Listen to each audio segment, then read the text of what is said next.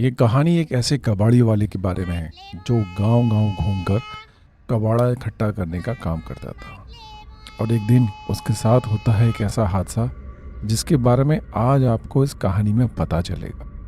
नाम था उसका हरिया। उम्र होगी यही कोई 28 से 30 साल के बीच। बात भी लगभग आज से 35 से 40 साल पुरानी है। हरिया कबाड़ी का काम करता था और उसके परिवार में थे वो, उसकी बीवी लता और उसके 2 बच्चे। दुकान तो उसकी झोला ही थी, मतलब दुकान नहीं थी उसकी, केवल एक साइकिल थी और उस साइकिल के पीछे एक बड़ा सा झोला उसने बांध के रखा था जिसमें वो कबाड़ी का सामान लादे रहता था। वह तो केवल इस गांव से उस गांव जाकर पुराना सामान खरीदता था और उस सामान को शहर में जाकर बेच देता था, जिससे उसे कुछ पैसे भी मिल जाते और उसकी आजीविका भी चलती रहती। वो समय ऐसा था कि जब ना तो बिजली की व्यवस्था थी और ना ही सड़कें पक्की थी। इंसानों के द्वारा बनाई गई पगडंडियों से ही लोग अक्सर आया जाया करते थे। हरिया भी इन्हीं रास्तों का इस्तेमाल करता था, एक जगह से दूसरी जगह जाने में, एक गांव से दूसरे गांव जाने के लिए। ऐसे ही एक दिन की बात है जब सुबह सुबह हरिया दूसरे गांव में भंगार का सामान लेने के लिए निकल गया था। आज उसका दिन अच्छा था। उसको बहुत सारा कबाड़ी का सामान जो मिला तो उसने सोचा कि चलो एक दो गांव और घुमाता हूँ, थोड़ा और सामान मिल जाएगा, अच्छा लगेगा। वो यही सब सोचकर दूसरे गांव की ओर भी चल दिया। वहां गया, उसको वहां भी खूब सारा कबाड़े का सामान मिला और ऐसा करते करते उसे शाम हो गई। अब वो सोचने लगा, अरे आज तो समय का पता ही नहीं चला, मुझे घर पहुंचने में पक्का देर रात होने वाली है। अगर आज मैं यहाँ रुक जाता हूँ तो घर पर सब मेरी चिंता करेंगे, इसलिए मुझे जल्दी से जल्दी निकल जाना चाहिए। और यह सब सोचते हुए अपने घर की ओर निकल गया। वैसे वो अपने गांव से काफी दूर आ गया था। तकरीबन 3 से 4 घंटे उसको लगने वाले थे अपने गांव तक पहुंचने में।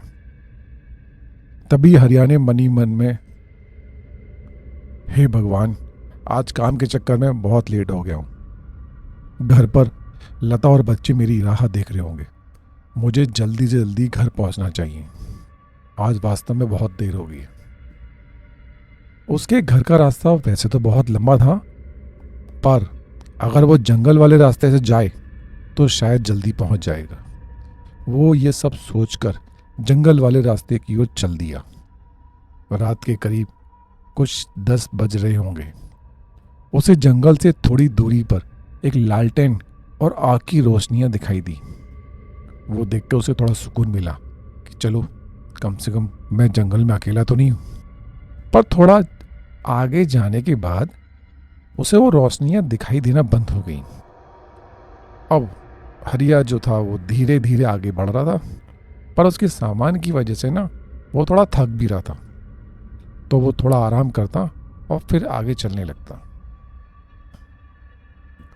धीरे धीरे चलते चलते उसे उस जंगल में अजीब सी आवाजें आने लगी। उसको महसूस हो रहा था कि कोई तो है इस जंगल में जो उसके अलावा जो उसी की तरह आवाजें कर रहा है।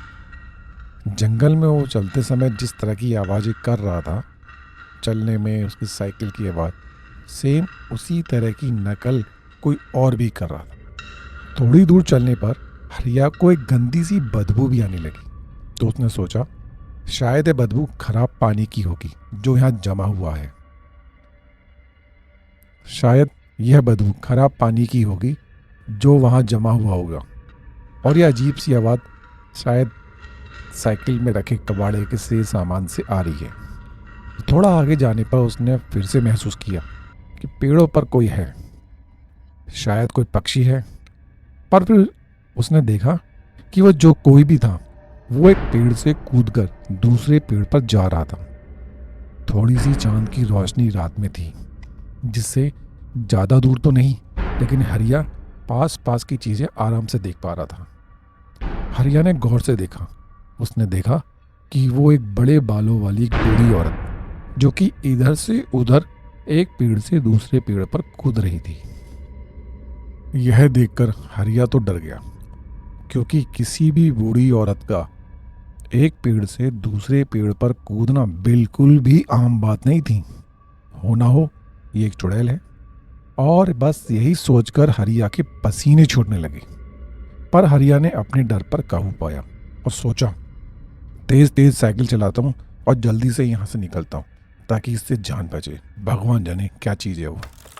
हरिया तेजी से अपनी साइकिल चलाने लगा और बस इसी इंतजार में था कि कब घर पहुंचूं और उस डायन से मुझे छुटकारा मिले। अब मुझे वो डायन दिखाई नहीं दे रही है और ना ही किसी पेड़ के हिलने की आवाज़ आ रही थी। मुझे लगा कि शायद वो सब मेरा भ्रम होगा। मैं काफ़ी थक गया था। शायद मुझे ऐसा कुछ खाली एहसास सा हो रहा है। अब मुझे थोड़ा आराम हुआ है, पर मैंने एक बात पर गौर किया। मेरी साइकिल पर जो पीछे सामान लादा था वो काफ़ी भारी हो गया। वो अचानक से मुझे काफ़ी भारी सा महसूस होने लगा। अजीब बात थी, ऐसा कैसे हो सकता है?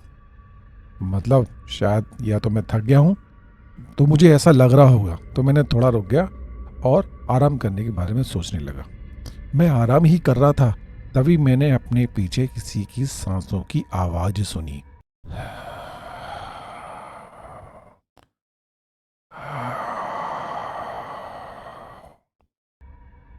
ऐसा लग रहा था जैसे वहाँ मेरे अलावा कोई और भी है। मुझे फिर से पसीने आने लगे। मैंने पीछे मुड़कर देखा, पर वहाँ कोई भी नहीं था। मैं काफ़ी थक गया हूँ। मुझे पेशाब भी आ रहा था और मैं पेशाब करने के लिए पास ही की झाड़ी तक गया। जब मैंने अपना काम ख़त्म किया तो जब मैं अपनी साइकिल की तरफ जाने लगा तो मैंने देखा कि एक बूढ़ी औरत सफ़ेद बालों वाली, ये वही चुड़ैल थी जो कुछ देर पहले एक पेड़ से दूसरे पेड़ों पर कूद रही थी। उसे देखकर मेरी जीभ गले में ही अटक गई। वो चुड़ैल काफ़ी भयानक थी। उसका चेहरा बहुत ही बदसूरत और काला था। उसकी एक लंबी सी नाक थी और उसने काले रंग की शॉल ओढ़ रखी थी। वो मेरी ओर देखकर हंसे ही जा रही थी और बीच बीच में अपनी जीभ मेरी तरफ करके जैसे कि मुझे उसके पास बुला रही हो। यह देखकर मैं समझ गया कि यह एक मांस नोचने वाली चुड़ैल है और आज ये मुझे खाकर ही मानेगी। उसने एक हाथ में एक बड़े से गंडासी को देखा और वो चुड़ैल उस गंडासी को हवा में हिलाते हुए उसके पास आने लगी। बस अब जितनी जान से हो सके मुझे यहाँ से भागना होगा, वरना ये चुड़ैल मुझे आज जिंदा ही खा जाएगी। यह सोचते हुए हरिया तेजी से अपने गांव की ओर भागा और वो चुड़ैल भी उसके पीछे तेजी से भागने लगी। वो चुड़ैल उसके पीछे भागते वक्त बड़ी ही भयानक और विकराल रूप में लग रही थी। पर हरिया ने भी हिम्मत नहीं हारी। उसने भी जोर जोर से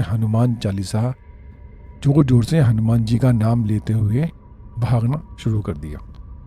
वो जैसे तैसे अपने गांव तक आ ही गया था, तभी चुड़ैल ने जोर से चीख मारी और कहा, रुक, मुझे बहुत भूख लगी है। और फिर वो चुड़ैल हवा में गायब हो गई। हरिया फिर भी भागता रहा। हरिया भागते भागते गांव के बाहर बने मंदिर में जाकर बेहोश हो गया।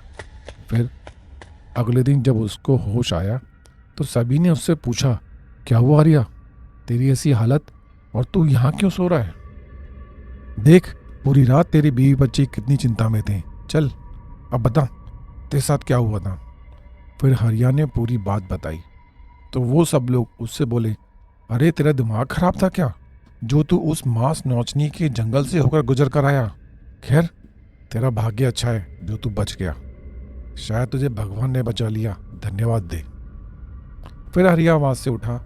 उसने भगवान का धन्यवाद दिया और अपनी बीवी से मिलकर वो कुछ गांव वालों को साथ लेकर उस जंगल में उस जगह चला गया जहां पर उसकी कबाड़ी का सामान लादने वाली साइकिल थी।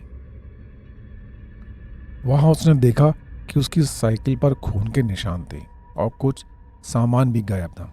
लेकिन सबसे डरावनी बात यह थी कि वहां एक लकड़ी का छोटा सा ताबूत रखा हुआ था जो हरिया के सामान के बीच से निकला था।